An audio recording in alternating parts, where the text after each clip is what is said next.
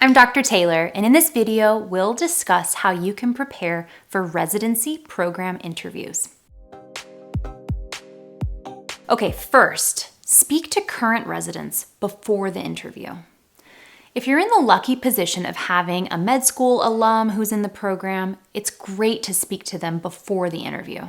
They can provide you with valuable details about the program that you can then bring up to interviewers, making it seem like you did extensive background research and helps you to get more out of the interview day. Next, read forum posts about the program. Before each interview, I would read up about the program on Student Doctor Network. You can also use Reddit to get tips on when to arrive, how to find the residency office, and a general sense of what to expect on the day of my interview.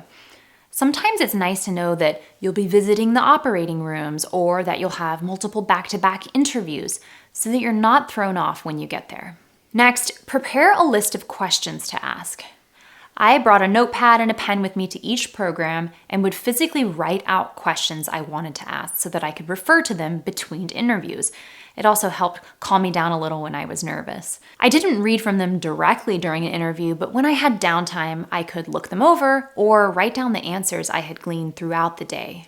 You'd be surprised how quickly residency programs can begin to blur together if you don't write your impressions down right away. In general, asking the right questions is important.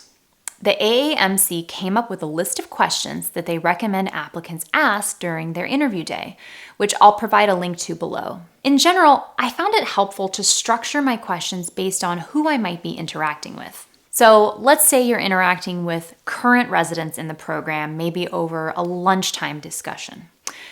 These are the best people to ask your questions that you have about the call schedule. Ask about the support systems that are in place. What's the relationship like with nurses in the hospital? What formal and informal learning opportunities are there? You might find that residents' answers to these questions differ tremendously from the official party line of the residency admin staff. It's safe to ask residents about moonlighting opportunities, but I'd avoid pressing the issue if they don't seem receptive or if it's not part of their culture. There's some institutions that just don't have programs that are that amenable to moonlighting. You can ask them how accessible the faculty members are.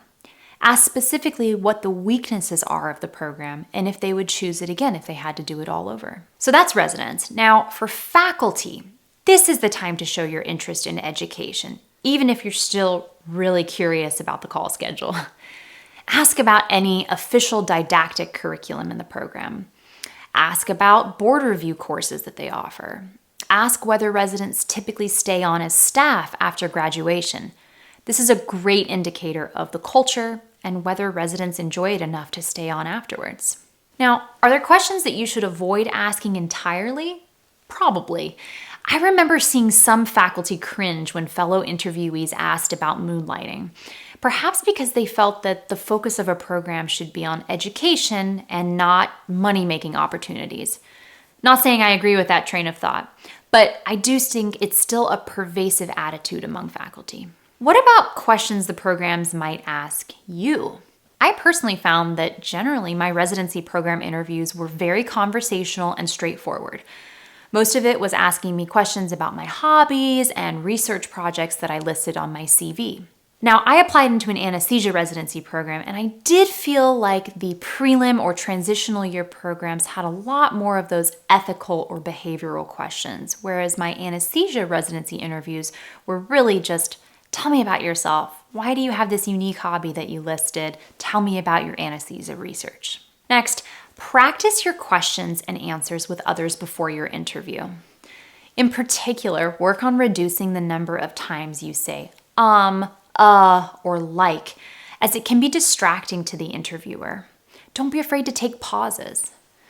And in the era of virtual interviews, make sure to practice over Zoom. You may be an incredible in-person interviewee, but perhaps you have a tendency to look off screen during video chats, or your glasses reflect the light, or the height of the camera is off. For virtual interviews, make sure you choose your background wisely. This is nothing new, you've heard this before. But remember, interviewers are likely to ask about anything they can see. Use natural light or a ring light to ensure interviewers can see your face clearly and minimize shadows.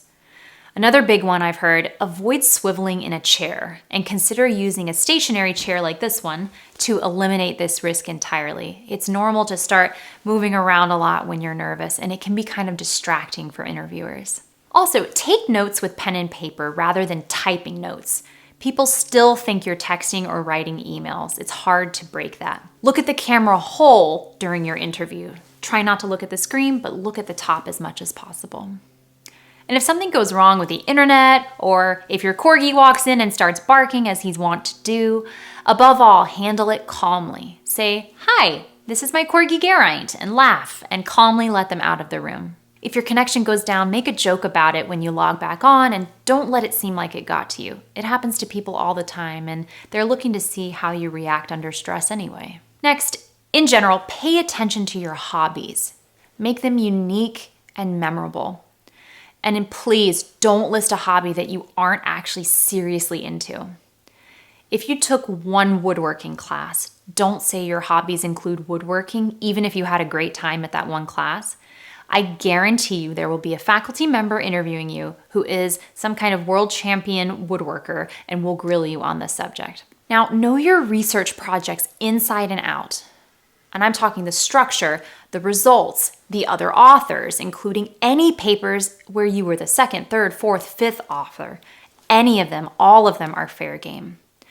In fact, print them out the night before and read them through as if you had to present on them the next day. Seriously, that much detail. I can't emphasize this enough. And always be engaged and look interested, whether you're in a one-on-one interview or whether you're in a group session. You never know who will be watching you or evaluating you at any given time. If you need to check your cell phone, ask to take a break and use the restroom and check it there. Also, if you have any questions about the stuff that I've talked about today, please leave them in the comments below. I'm really excited to be able to help you on your interview journey. I'd also be grateful if you'd like this video and subscribe to my channel. See you next time.